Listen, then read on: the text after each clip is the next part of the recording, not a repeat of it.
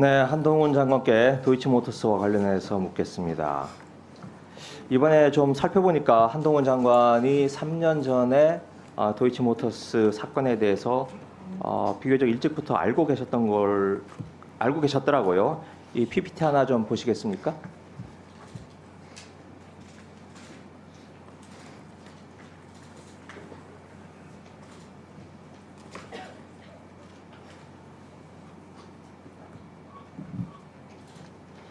네, 채널A 기자하고 나눈 대화 내용이 핸드폰 포렌식을 통해서 나온 건데요. 당시 뉴스타파가 보도를 하자 바로 1시간 뒤에 이런 대화 내용을 나눕니다. 기소도 아니고 검찰 송치도 안 된 10년 된 내사 기록이 원본으로 유출, 공작치고는 수준이 이렇게 당시 보도를 폄하하는 말씀을 하셨던데 기억나십니까? 전 기억이 안 나는데요, 의원님. 그리고 저거 경찰이 저거 불법 유출한 걸로 기소돼서 유죄 판결 받은 건 알고 계시죠?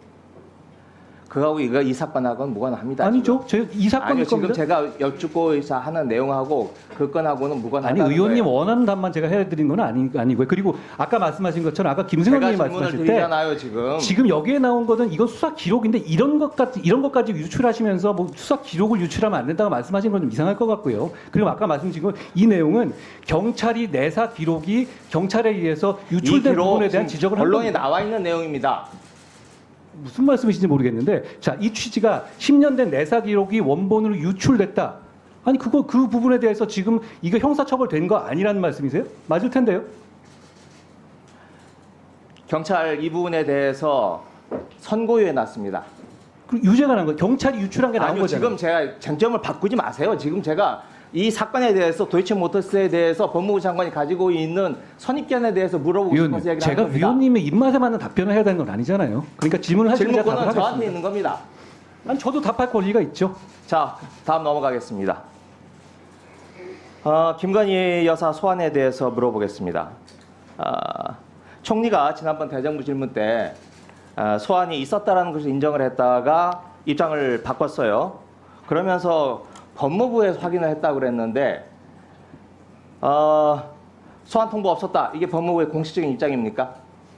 저도 그 내용을 몰라서 그 총리께서 대정부 질의 때 전날하신 거를 실무자한테 물어보니까 일단 소환 조사한 바는 없고 서면 조사를 했었고, 그리고 출석 통보죠. 정확하게 말하면 출석 요구를 한 바는 없는데 소환을 위한 변호사와의 협의는 있었다. 이게 제가 보고받은 내용입니다. 네. 그러니까 소환을 위한 출석을 위한 협의가 있었다는 거죠. 예, 제가 그렇게 보고받았습니다. 네. 그럼 그게 소환 통보 아닙니까?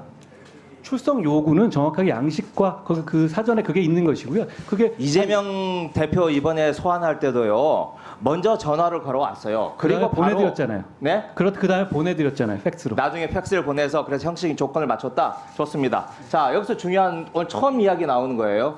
서면 조사, 서면 답변서 지금 왔다는 거죠. 서면 조사를 했다는 보고를 제가 받았습니다. 그러니까 김건희 여사가 서면 조사에 대한 답변서를 보내왔다는 거죠. 제가 보고받은 바로 서면 조사를 했다고 네, 들었습니다. 이거 처음 나온 이야기입니다. 처음 나온 얘기 아닐 것 같은데요? 아닙니다. 한번 확인해 보십시오. 지금 한 번도 공개되지 않은 내용입니다.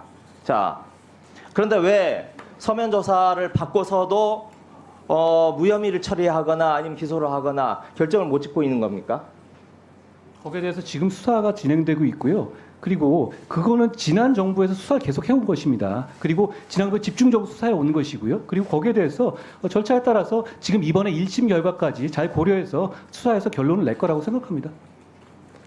지난 정부 말씀하시는데 용산에서도 지금 3차례 이 문제에 대해서 답변을 했습니다. 그런데 뭐라고 얘기를 하냐면 추미애 박범계 장관 시절 2년 이상 탈탈 털어서 수사했는데 기소조차 못했다. 아마 지금 장관님이 하신 말씀과 같은 취지인 것 같아요. 그런데 한번 따져봅시다. 이 사건 2020년 2월에 뉴스타파가 처음 보도가 되면서 세상에 알려졌고, 그다음 4월에 이 자리에 앉아 계신 최강욱 의원이 4월에 고발을 했어요. 그 뒤로 실제로 수사가 시작된 게 언제입니까? 기억나십니까? 제가 그때는 그 네, 지방에 있어서 잘 그럼 모르겠습니다. 잘 모르지 알지도 못하시면서 지난 정부를 하십니까? 아니, 이 사건 수사가 제 얘기 들어보세요. 이 사건 수사가 2021년 7월에 금감원 압수수색 들어가면서부터 본격적으로 시작됐습니다. 그 전에 윤석열 검찰총장 시절에 아무도 수사하지 못했어요.